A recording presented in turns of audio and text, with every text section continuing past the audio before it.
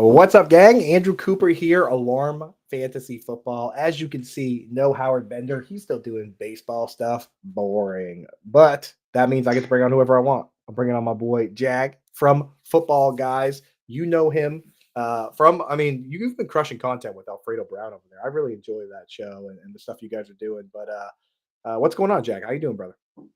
Oh, living the dream, man. I'm glad I'm not a Bills fan. They're in shambles right now. I know, not me though. I'm a fan of a very specific Bill. I got my handful of Dalton Kincaid rookie cards right here. Good thing I stocked up on um, those in advance, dog. Let's go. price of the But brick just went up. that's right, dude. I went on eBay just now. I was like, boop, boop, boop, like looking around, dude. They are all got cleaned out. So good thing Yeah. I'm in there. But yes, I had a bunch of news and rumors to talk about. For those that don't know, Stefon Diggs traded to the Houston Texans. It's looking like Diggs and a couple late round picks, a fifth and a sixth, and they're getting back a second round pick. So a second round pick in this year's draft. So big weaponry to use in the draft if they want to try and get another wide receiver or do something else with that. So I mean, there's been smoke around the Diggs possibility for a long time. Today we get the fire, Jag. What do you think, man? What are your thoughts for fantasy? For fantasy, it makes me convinced that the Bills are going to go wide receiver in the draft. I feel like they kind of have to. I mean, there's some edge rushers that need help on defense, but I think the amount of wide receivers in this draft is going to push some of that talent down. And plus, the draft capital that they just traded for, they could spend that on to fill in holes and throw dart those. Go get a good wide receiver now. As for the Texans, I'm not convinced that like Nico's dead, Tank Dell's dead, or whatever, because Right. Stefon Diggs was objectively not very good at the end of last season. And you could say a lot of that's attitude, but let's keep in mind that he's like going to be 29, almost 30, and he's kind of hit that apex, and it's kind of all downhill from here. I do think this might hurt Schultz a bit because Eh, again, yeah, a lot actually. I still I think he's the I one that gets the worst. He's the one that gets the yeah, worst, I think.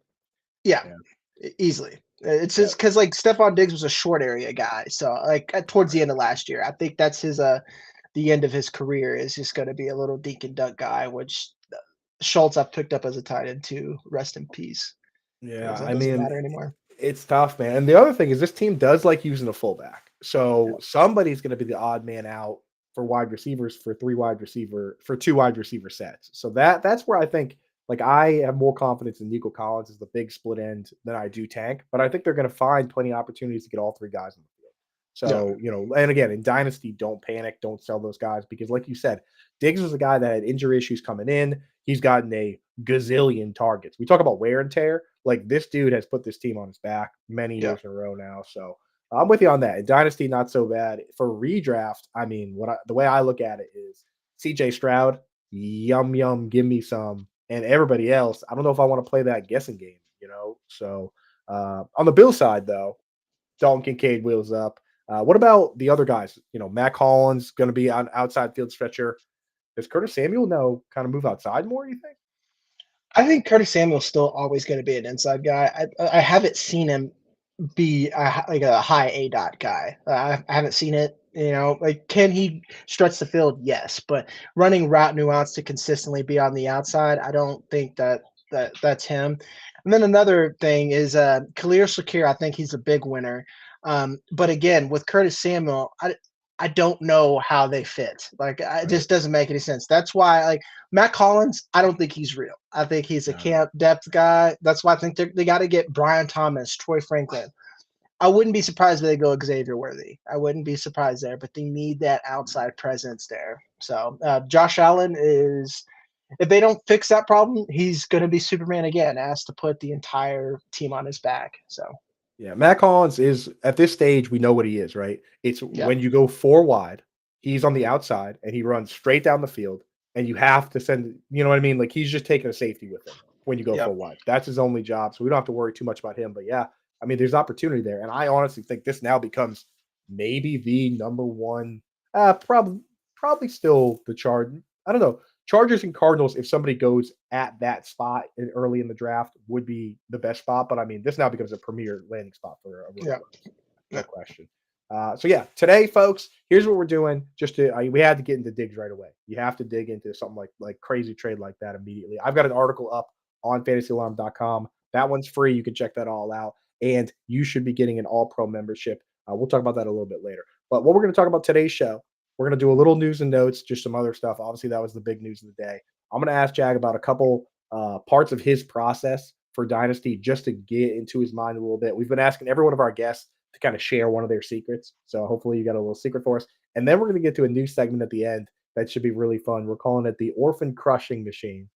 With what we're doing is we're taking an FFPC Orphan Team that's available that you can buy now. You can even buy this one. We didn't buy it, but you can go and buy this one. And we're going to talk about what we would do with it if we did buy it, whether we would go rebuild mode, whether we would try and win now. So that should be fun, man. So let's get through these news and notes real quick. Yeah, Jeremy's in. That's he's a mod over on the Reddit over there. Yeah. Mm.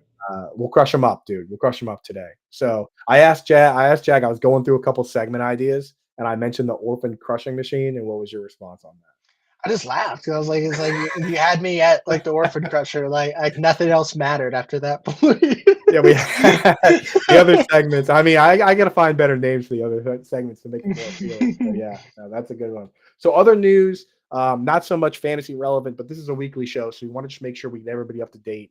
Thank you, everybody that's listening at home as well as watching on YouTube. Really appreciate you guys. To see you in the chat. Jack, Toronto Dave, Charlene, Angie, Mile High Luke. Thank you guys for popping in.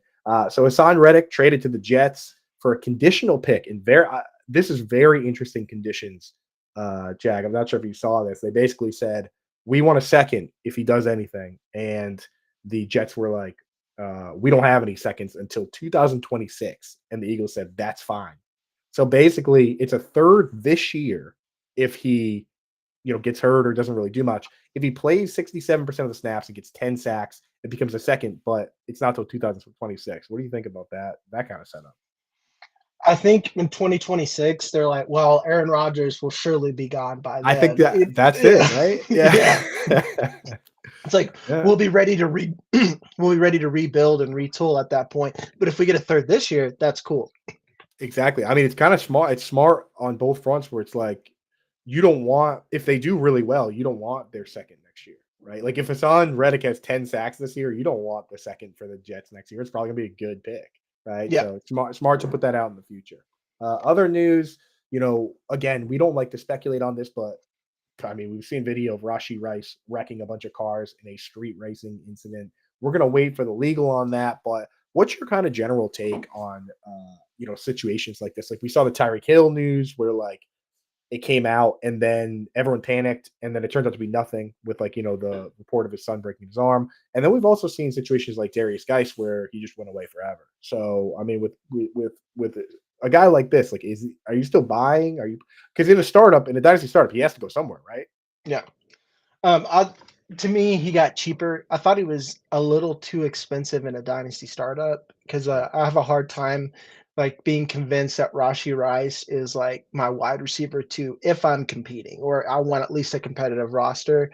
But again, no one was seriously injured. Does he get a suspension? Maybe, but I don't think this is. I've seen NFL players do worse and nothing happened to them. Let's put it that way.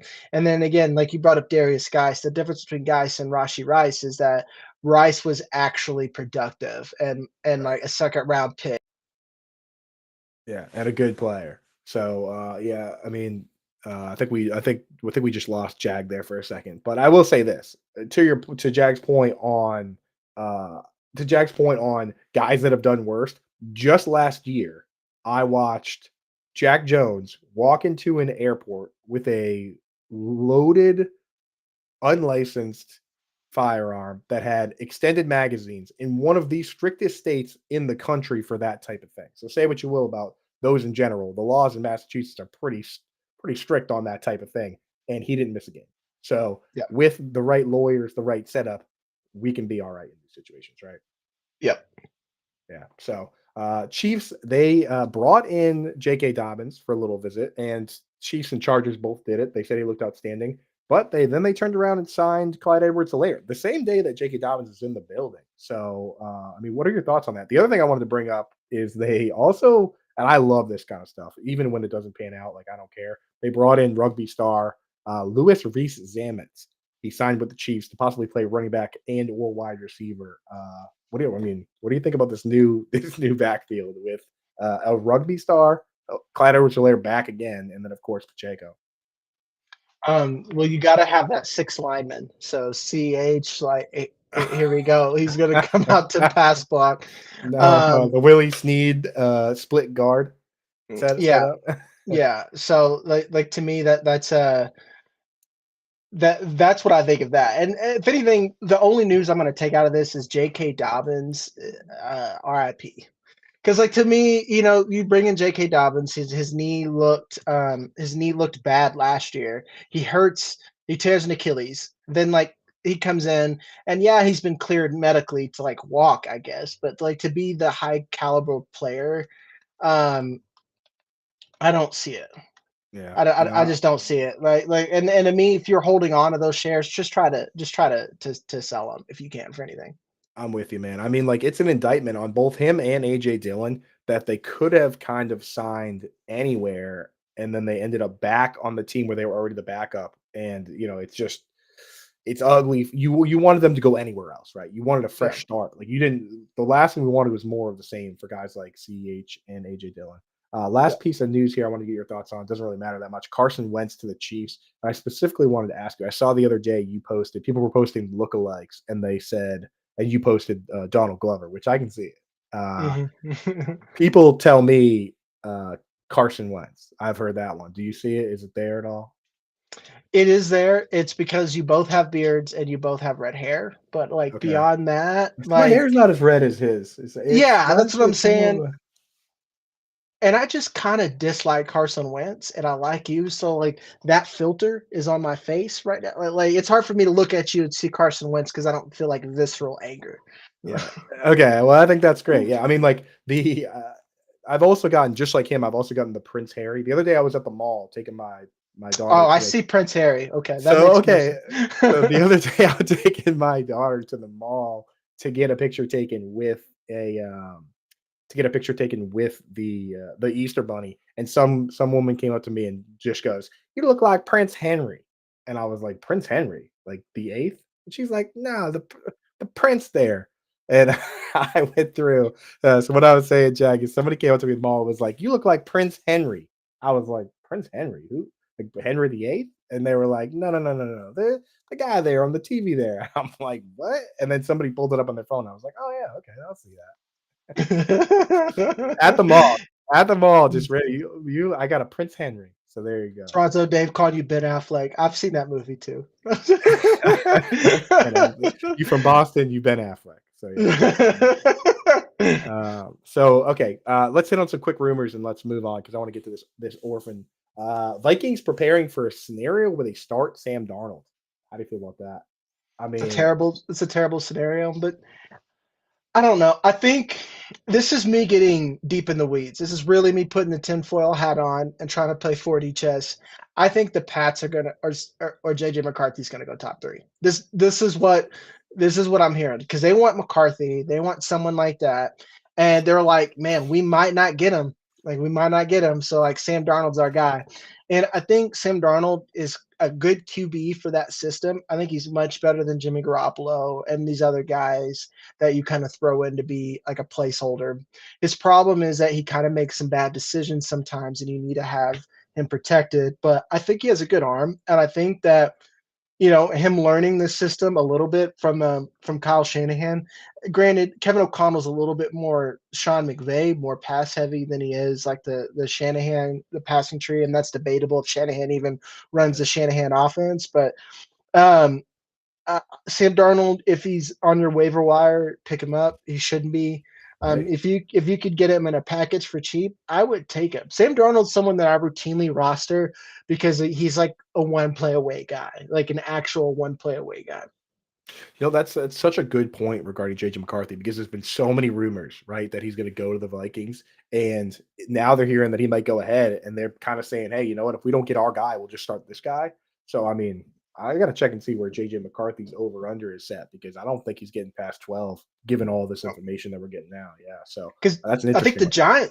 the Giants might go QB now. Like I just think there's so many people that need a QB, and like the price of the brick is pretty high right now. I'm So telling you, if you can, if the Cardinals can pull the, if the Cardinals, if let's say the Cardinals hypothetically they like Marvin Harrison Jr. and Malik Neighbors, right? If they like them both, if they can move back from 4 to 6 and just take whoever's there, those two, and get all that extra for the Giants jumping up to 4, like all the extra picks you get, and you get one of those two guys. I mean, that'd be masterclass for beautiful, sure. Monty, beautiful. awesome for it.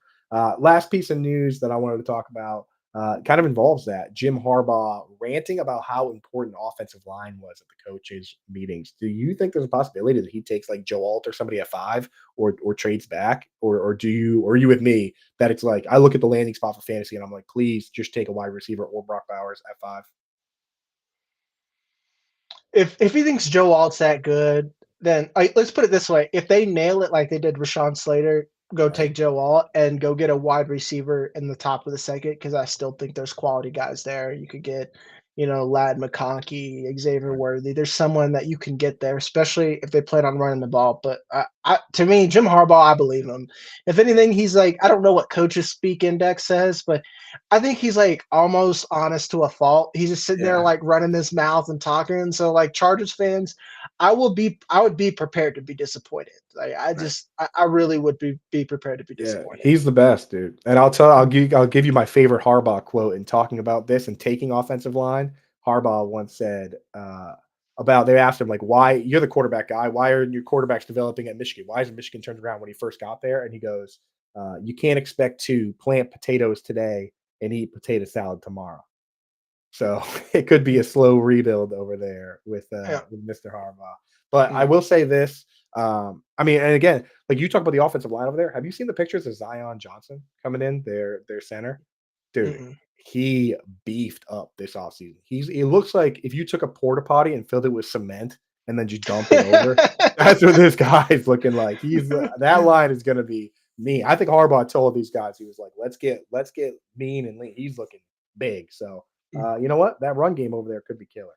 But Yeah. anyway, that's it from the news. On to segment 2. We'll make this really quick. Just want to ask you some quick thoughts about like your process and where you're at, and then we'll get into kind of breaking down this orphan team. So for you, the first thing I've been asking everybody that comes on is, what's your calendar like? Because it's totally different for everybody in this industry. Like obviously all season long, it's basically college football, NFL football. And then once the season ends, everybody goes in different directions. They scatter. You know what I mean? Like you got just at football guys, right? You've got like some guys are doing free agency. Some guys are doing Devy stuff. Some guys are doing rookie stuff. Dave Kluge, I think, is just hiking or whatever he's doing. So like you Yeah. got yeah, right. It's like so you guys are good. Everyone's doing different things. So for you, when the NFL season ends, where's Jag you like? Where do you go?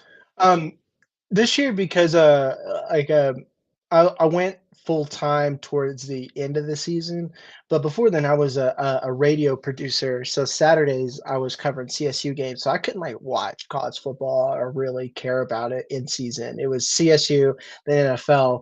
So like my timeline is basically as soon as week 17 is over, I'm renewing all my subscriptions for all 22 film, and I'm getting in the weeds, and that's basically what I'm doing. And what's weird in this point in my career is like redraft pays my bills, but dynasty is what I like to do and rookie scouting.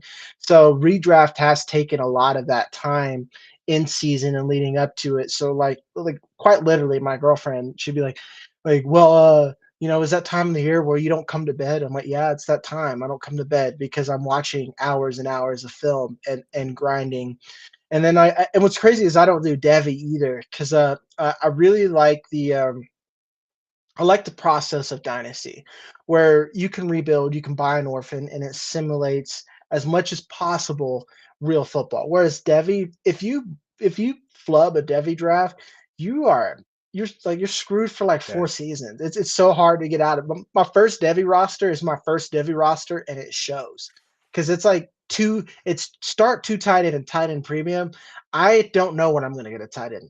I don't think it's going to be in 2026. could be It's 2027. hard, dude. It's hard, Yeah. yeah, because Yeah. it's. I mean, and again, in the NFL, you look at the tight ends, and like half of that, there's obviously every once in a while you get like a Sam Laporta that's just like a second round pick and he's awesome. But you look around and it's like Logan Thomas played quarterback, and he finished Yeah. as a tight end 3 1 year. Mark Andrews wasn't even the first tight end drafted by his own team. George Kittle was a fifth round pick that was only drafted because they took CJ Beathard, his roommate in college, in the third round. It's like these guys are Mhm. coming out of the woodwork. You know what I mean? So just trying to figure out. I can't even imagine trying to figure out like is Colston Loveland gonna be the guy in a The couple of guy. years? It's just who knows? You know what I mean? Like a Rondé Gadsden's son. Like I've been looking at it too, and I'm just like Debbie's not for me. And the thing is, you got to figure out what your format is because there's so many people so plugged in to the rookie stuff and the not just the rookie stuff but college football, and they just play Dynasty, and they've got all these takes and they're first on everybody, and then by the time they get to their Dynasty draft, we've all caught up. I go to those people. I'm like, dude, you should be playing Debbie. I'm like, you're the one that's ahead of the game. I'm like, you're kind of wasting your skills. So it's like you gotta kind of find what your niche is. So I'm glad that that you still get to do Dynasty, even though redraft rules us all when it comes to Yeah. August, right? Yeah. So as far as Dynasty goes, besides just grind and film, or if that's your answer, then great. But I've been asking everybody to give us one thing that gives them an advantage, and we've had people say, "Okay, I fade this type of player." We've had people say, "This is a stat no one looks at, but we love it." I've had people talk. I had one guy talk about trading for Fab and how like he goes out at the beginning of the year every year and tries to trade to have $105 in Fab, so that if the big one hits, he can go out and he gets him no matter what. It's like what's a little trick of yours that you in Dynasty you feel gives you an advantage, whatever it is? My biggest thing is understanding scheme, and I know that is, scheme and usage, and I guess that is another, like, pseudo film take, but to give you, like, examples is, like, Brandon Ayuk, a lot of the advanced analytics guys say is like, "Don't get him, don't get him." They even still kinda say, "Don't buy him, he's too expensive," because of volume and whatever numbers they wanna use, but it really helps you take advantage of discrepancies in the market because then on the flip side, you have someone like Jahan Dotson, who I've bought a lot. And I think, they're not necessarily similar players, but they're in similar situations where they haven't performed well or they're not utilized properly. And the value on them is so low that it can cost you nothing to get a player that can has the upside to be your wide receiver two on any dynasty team. So, and that's what I tell everyone. Like, you can look at stats, you can look at numbers. They're easy for anyone to comprehend if it's broke down and the data is presented easily. But what really gives you the advantage nowadays is being able to really identify why players are bad, why players are used a certain way, or how they're used, and again, taking advantage of all these discrepancies. Like, go out and get your Jahan Dotson. Go out and even Terry McLaurin is another one, or understand, or like Sam Howell is someone I didn't touch. So many people try to sell him to me. Why do you like Sam Howell? Why don't you like Sam Howell? I'm like, the usage and the way that the scheme works screams that he's probably not very good. If you can't consistently give your top two targets, that is a problem. Logan Thomas finished as like a top tight end one week. That's not right. Right. So what I tell people, if you want to get good about a game, understand how the first game is played. You know what's so funny about the Logan Thomas comment is that during the season, a beat writer asked the offensive coordinator about that. He was like, "Why does Logan Thomas lead this team in targets through 5 weeks?" And I swear to God, the next week, Logan Thomas got one target. Like he had this long convoluted answer. He's like, this and that, blah blah blah. But he was clearly embarrassed by that fact. And then next week, Logan Thomas one target. I was like, Yeah. which kind of pissed me off as a tight end guy. I was like, this reporter blowing up our spot. Like, what are you So, doing, dude? shh, Like, baby girl, what are you shut up. doing? I'm like, dude, it's already hard enough out here. Why are you blowing up our spot? But yeah, no, Mm, that's the I mean that is it's so big for certain positions, especially I mean the one thing I always harp on, if a team uses a fullback, especially like Kyle Juszczyk, Alec Ingold level, you can throw their third mhm. wide receiver out the window, right? Yeah. And that's a scheme thing. If you can understand that, you can open yourself up to a world of advantages, man. So I love that you're into that kind of stuff because I love that stuff. Jim Coventry, another guy. You ever talk to Mhm. Jim? He's Yeah. just like he's a guy that probably he does fantasy, like he's big in fantasy, but he's just such a pure football guy. I love talking Yeah. about that kind of stuff, man. So as far as the this that goes and those advantages, what's your favorite piece of content that you do during the offseason?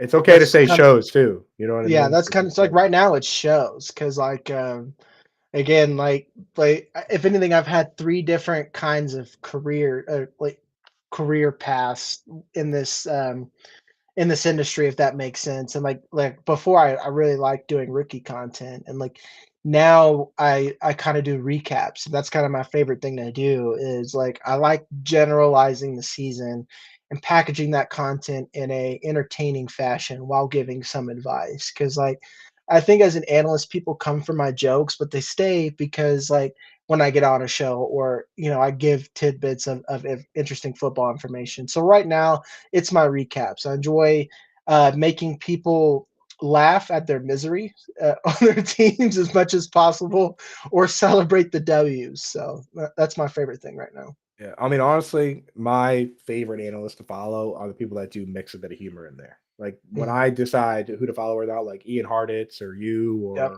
or Jordan Liu. Chuck. Yeah, right. Like there's just like even Kluge. Like there's a ton of people out there. Jake Trowbridge. You know what I Mhm. mean? Where it's just like if you can mix a little humor in there, some memes, Chuck, you said Chuck Bass. Yeah, like Yeah.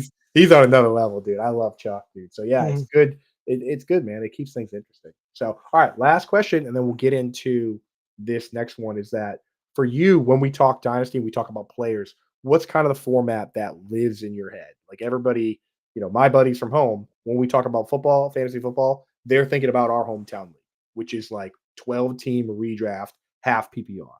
But like for you in Dynasty, there's so many different formats. Like for you, what do you default to when I ask you about a player? What's the default format? For me, it's super flex. Yeah. The super flex is it gives quarterbacks the advantage, or excuse me, gives quarterbacks the value that they deserve to again simulate kind of running a real football team. And then on top of that, I've really enjoyed and adjusted any league that I at least have a chance to talk about rules in the points per carry. Like I think Scott Fish kind of made the perfect format last year because running backs have value again. From week to week beyond just your usual PPR guys like your Jameer Gibbs guys that catch passes. Because like yeah, I still like PPR, but running backs do matter when it comes to scoring points, and PPR's kind of killed that. But if I'm ever going to do one QB, it needs to be like 16 team league or something like that, where it really spreads out and quarterbacks matter. Because like again, shout out to JJ Zachariason. um, but like the late round QB strategy like kills me because again, I love real football and like in no fashion or form would QBs go late if the NFL would redraft right now. Right. Exactly. Like it really should be that way. And there have been years, even in single QB, where quarterbacks. If you had the right quarterback, you just won in fantasy too. Like Mm, Peyton Manning, 55 touchdown passes. Cam Newton had that one year where I think he threw 30 and ran for 10 or something like that when he was the MVP.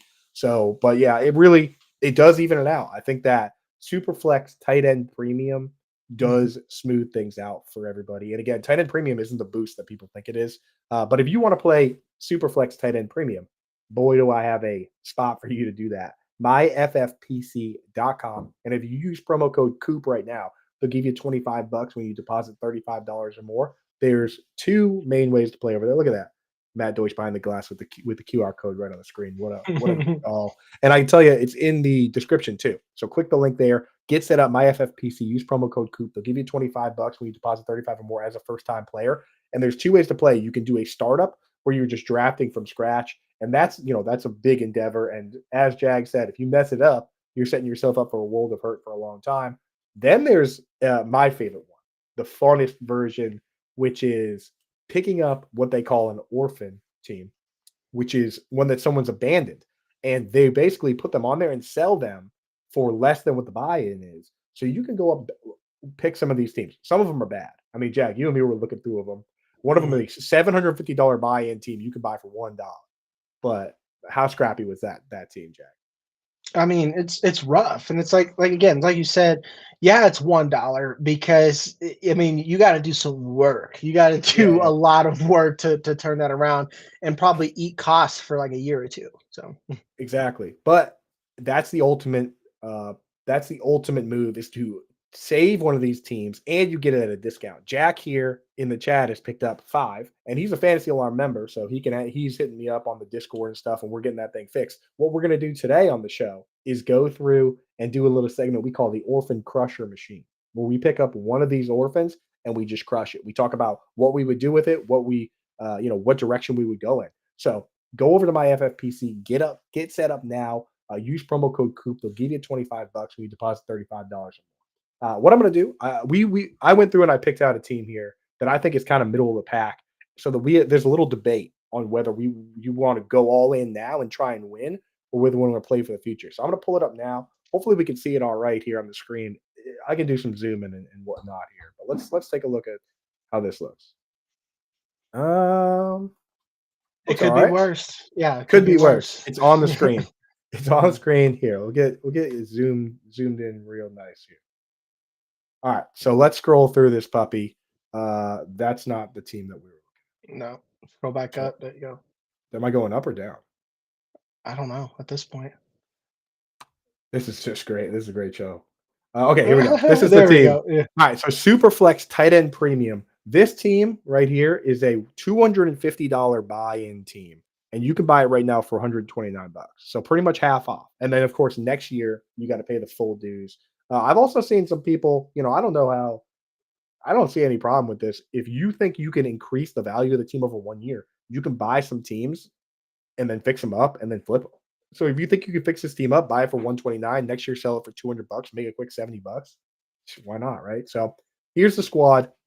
Quarterbacks for those listening at home are Dak Prescott, Daniel Jones, Aaron Rodgers. And again, it's super flex, so ideally you want to start 2 quarterbacks if possible.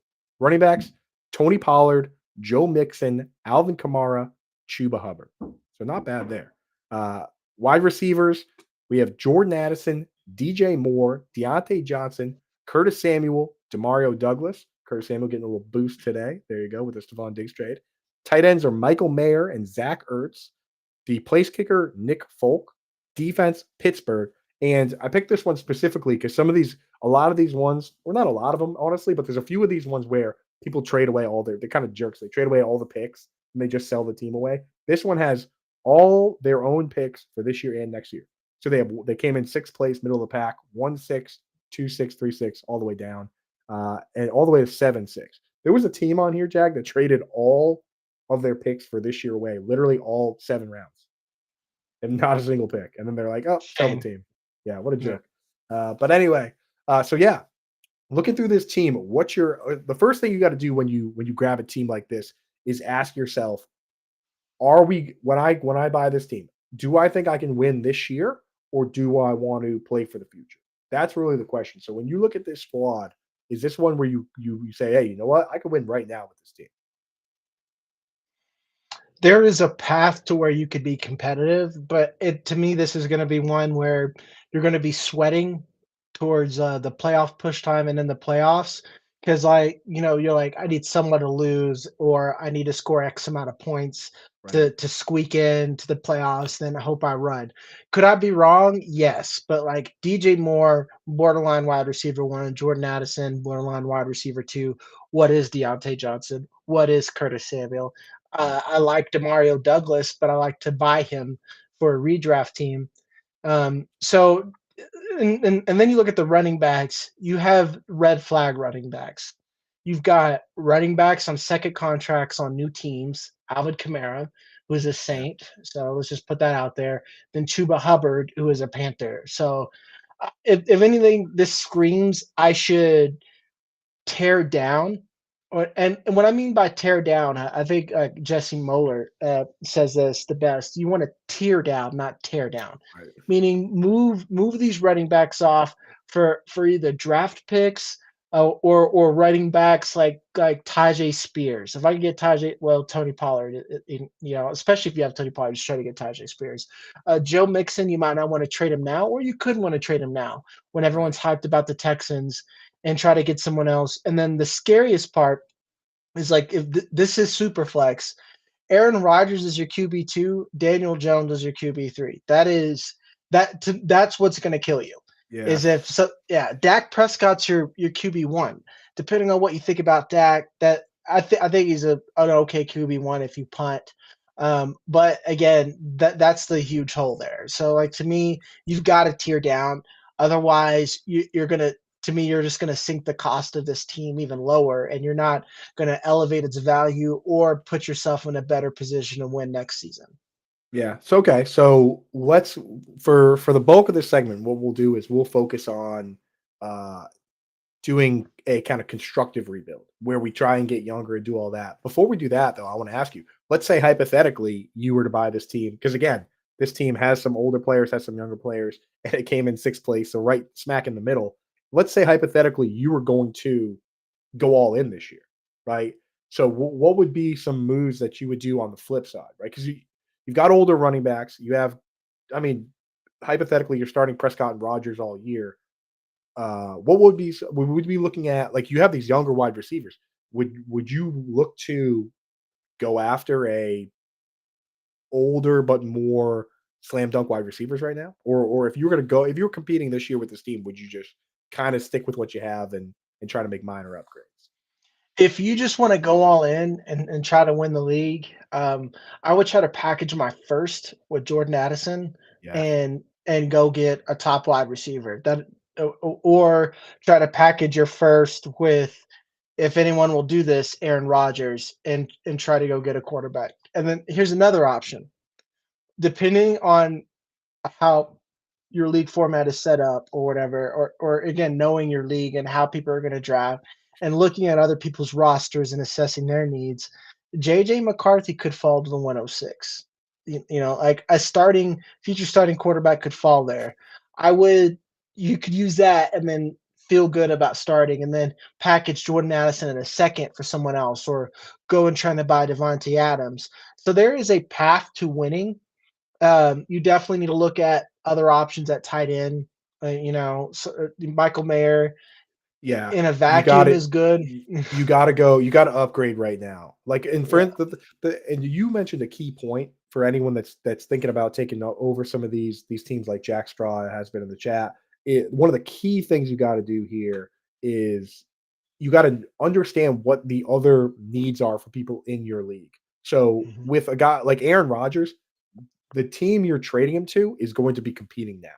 Nobody is trading for Aaron Rodgers, so it's going to be very difficult for you to trade Aaron Rodgers to a team for a quarterback that helps you win now. That's the problem. With Michael Mayer or Jordan Addison, those are what you do. You look around at other teams and you're like, okay, this team's not competing now. They have an older player like a Devontae Adams or a Tyreek Hill or something, and that's where I'm going to strike. I'm going to take these young guys and go for that guy. But yeah, like Michael Mayer and Zach Ertz, if you're going to try and win this year, you need to figure out who your starting tight end is. And, if you're going all in, maybe it is a Kelsey or a Kittle or somebody like that, right? Yeah. Yeah. That's There's why. veterans out there you could buy for cheap if you want to keep this team old and not sell off a lot of your old picks Yep, or exactly. your picks. So Yeah, I mean that's the thing is that with the older RBs, you could easily take these young wide receivers, especially like the Curtis Samuel, who's still like 26 years old, and Mhm. Addison, and move them for guys now. But like that's quite a commitment. I like Curtis the other Samuel's still 26 years old. dude. Curtis Samuel he was such a young prospect. He might be 27. He's Even 27. still, yeah, even still, Born in that's younger than born in I thought. '96. Yeah, Mm. he's 27, man. It's some of these guys, who surprised me with that is Tyler Boyd, where, like, he's still not 30 yet. He's younger than Tyreek Hill in redraft is arguably the number 1 wide receiver in the league. Tyler Boyd is younger than him, right? So, Mhm. I keep an eye on Tyler Boyd to see where he lands, but, Tyler Boyd take's not the most exciting take. So let's get back to the task at hand. Uh, let's say we're gonna go and do it the way you wanna do it. The 106, as you point out, is such a great like, if you're leaving the 106, you're rooting for JJ McCarthy to go early.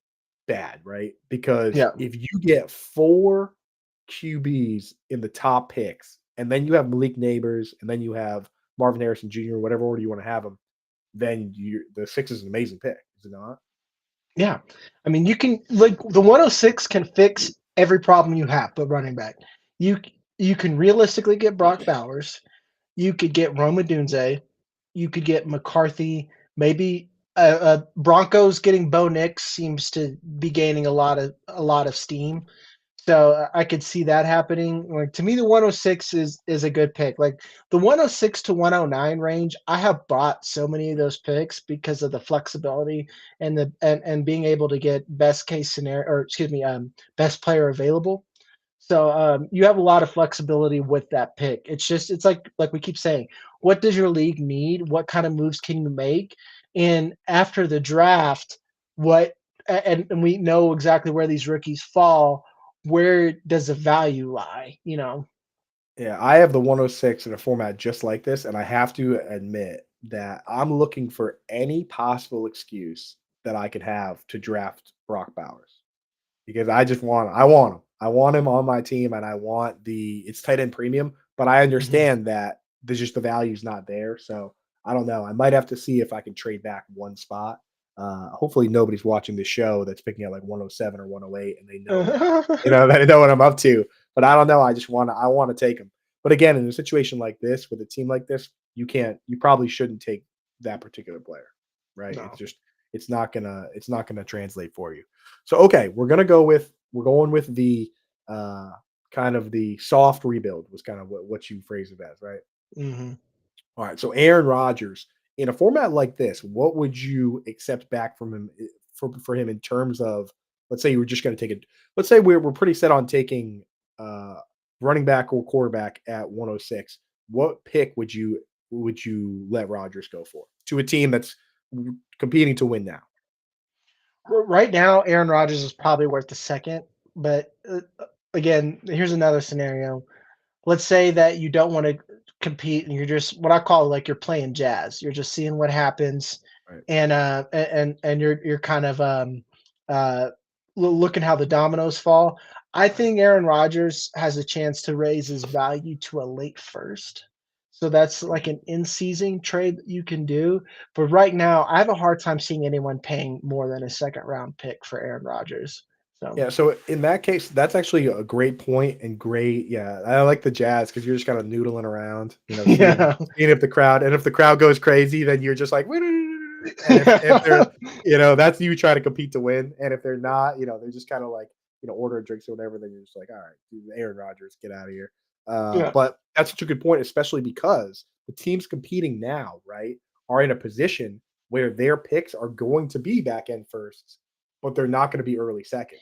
So you don't Mhm. want to trade, like, say I have the best team in the league and you have this team. You don't want to give me Rodgers for a second because that could be 212. You want to Yeah. wait until I'm desperate. Say my quarterback gets hurt, and then you get my pick that's 112. Yeah. That's some galaxy brain stuff, Jack. That's why we bring you on. You really are the Orphan Crusher, dude. Should that be should that be your nickname, dude? It should be because like half my dynasty teams are orphan. Like another reason why I picked Orphan Crushers is like that's kind of how this year I did some startups, but the season before I didn't do any startups, and all I did was pick up orphans, and I was like homie picking up five, and I was like, they bring me your weak and poor and sad, I will make them better. Yeah, that's the Orphan Crusher is a badass nickname. Out of context, though, kind of ridiculous. Yeah, what we'll do is after we get done with this, I'll just scroll through and show some people some of these teams because this one at 129 is kind of on the higher end. So it's a Yeah. $250 buy-in, 129. There's a lot of teams that you can get for like 20 bucks, 25 bucks that you can really bring them back. But that's got to be a long-term rebuild. This one's ready to ball right now. So Yeah. at running back here. Again, you got some older players. So who would you keep and who would you move on from? You already mentioned Alvin Kamara. So what do you think we can get back for him? I think you can get a second for any of these guys, but Tony Pollard he's in the Aaron Rodgers range where he's in an optimal position, but um it's risky. Like this is a risk it for the biscuit. If you hold him, then he could increase in value if Tennessee uses him properly. Brian Callahan just has a new Joe Mixon. But he could tank if Tajay Spears is there. So now that I'm talking this out loud, I would think Tony Pollard is my top one to move. Because if Yeah. I move Tony Pollard and I can get something else back, get a second, re-roll at running back, and hope that one of these running backs in the rookie class has a good landing spot, go after him then, or or get another guy who's like one player away or has the upside like Chase Brown is a hot name or something like that, and Yeah, then yeah, get yeah. another pick back or something like that. Joe Mixon I'm keeping because Joe Mixon perennially gives you more roster value than trade value. Like Right. like People don't like him, man. They don't like yeah, him. yeah, he's ugly, but he gives you the ugliest 12 points a game I know. out there, and that one 50-point banger that like, I got Joe Mixon this year, that one game That's where he puts up a hat trick or something like that. So that's he's the almost one, better dude. on your roster. Yeah. Yeah, and he's been a top 10 running back 3 years in a row. He goes to an offense that uses a fullback that just traded for Stefon Diggs, that has Laramie Tunsil, right? Like that, and you look at the yards before contact for Devin Singletary, it was like 60 something percent of his yards. So yeah, I mean, like he's gonna be just fine. One thing, if you do want to trade Mixon and Kamara, like let's say you're really pushing for the future, one move I like doing to take with these situations is reach out and say, "Hey, give me a second this year." And if they say no, say, "Well, give me a first. How about like much later first, or much even a later second?" And the reason I do that is like if you're trading Kamara, right? He could be good this year, and that team performs really well, and the pick's not that good.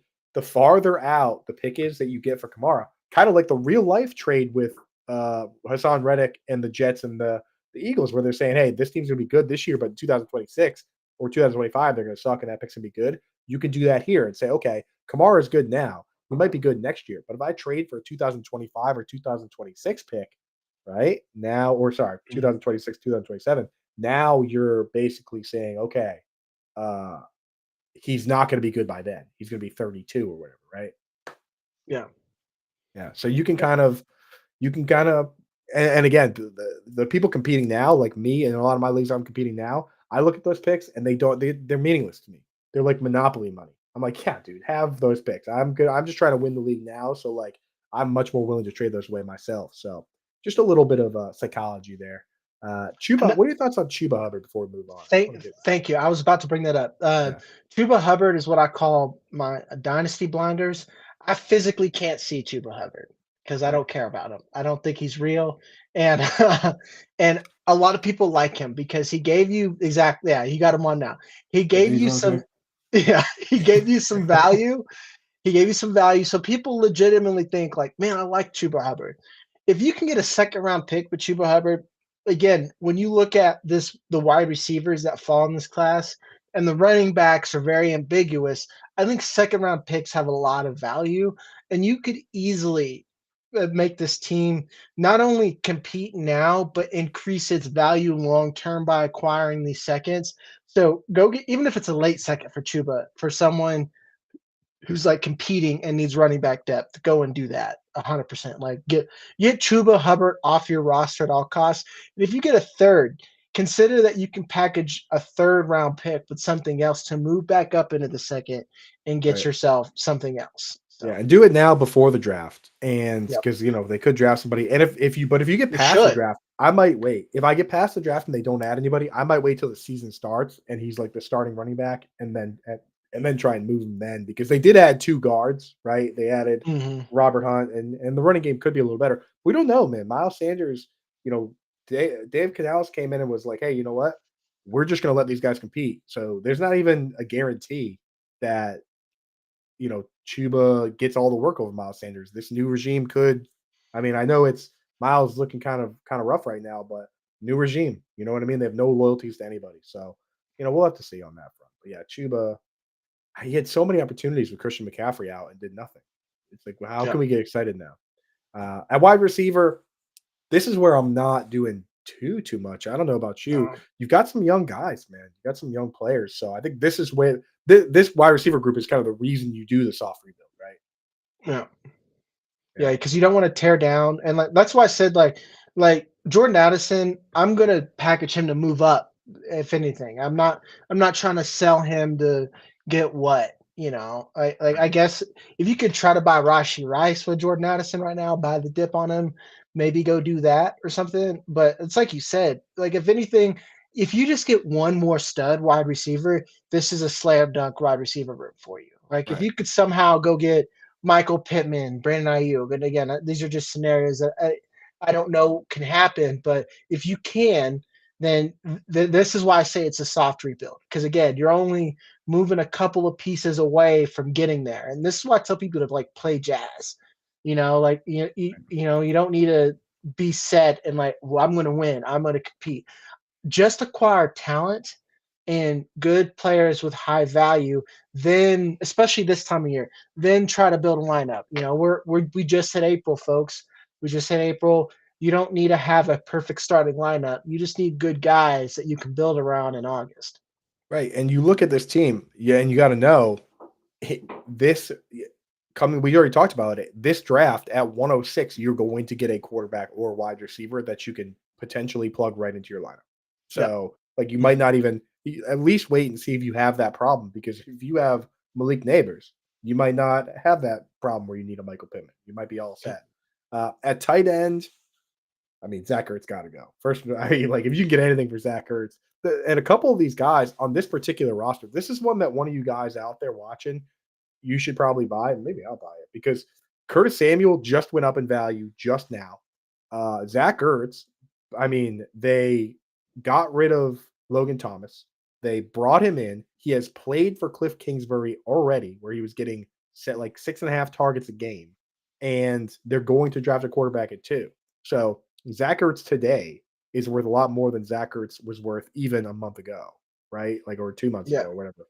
So that's a guy you could potentially trade for something. And again, if you're going soft rebuild, Michael Mayer, let's say as a tight end guy, he's waiting for his opportunity. And again, if you don't care about this year, I'm cool with hanging on to him, because you're waiting for one of Devontae Adams and or Jacoby Myers to be gone. That's his window of upside. He needs to be a top 2 target on the team.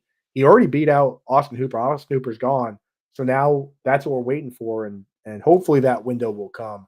I mean, sometimes these guys don't pan out though, but for Mayer, I just don't think his value. You're not going to get much back from him right now. You're going to be basically carrying the water for a year and then letting somebody else drink it, right?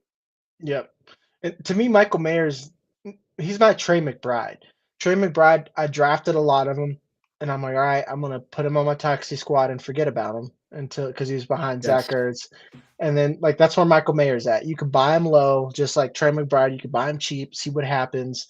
And it's like you said, his roster value is worth more than his trade value right now. And like, let's be honest, what Michael Mayer is missing is a quarterback. So depending if you like Gardner Minshew or whatever, or what the Raiders do, that's someone else we forget that could be in the QB market is the Raiders. If Michael Mayer gets a quarterback, he could see like an immediate return in value. But I also like if we're talking about competing, love Michael Mayer as my tight end 2. Don't love him so much as my tight end 1. So that's why I think either having a better tight end and a better wide receiver, if not both, will really help this roster. I'm not like I don't know if anyone could do this, but you might have to wait for the end of the season. If I could take a third in Zach Ertz and get Evan Ingram or someone like that, God, yeah.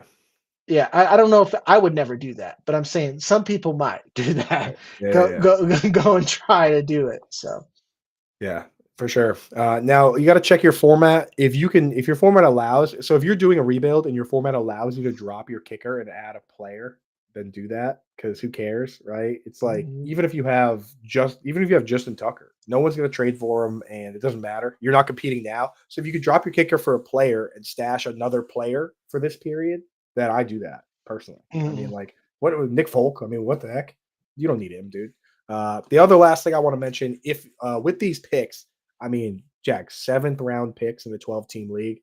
If you can package up a 7th and a 6th to get a 5th, or a 6th and 5th to get a 4th, you do that every time, right? Yeah. Yeah. Yeah, because it's just like, who are you going to take at 7-6, bro?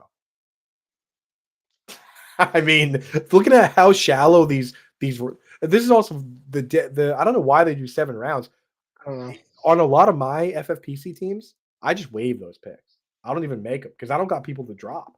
Like, are you going to drop Demario Douglas to pick the 7 times 12, the like 60th best rookie player? Yeah, Frank Gore Jr. I'm not gonna do that. Hey, dude, yeah. So I don't even got guys to cut. I don't got Yeah. guys to cut to be making these picks. So anytime you can do that, do it. And if you want to take over teams like this, you can do it right now. Go over to myffpc.com. Use promo code Coop. They'll give you $25 when you deposit $35 or more. There's a lot of teams on here that all varying degrees. Here's that crazy one we were talking about earlier. $750 buy-in. You can buy it for $1. But look at this team. Malik Willis, Derrick Henry, Zeke Elliott. Like, some of these guys aren't even on teams. Oh man, they went all in. They don't have a draft pick until the 4th round.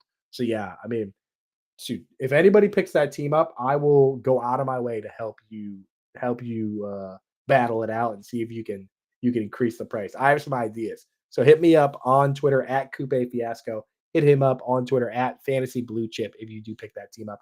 Like, we'll be your biggest fans because that's a crazy move. Yeah, it's a But long haul. It's a long yeah. haul.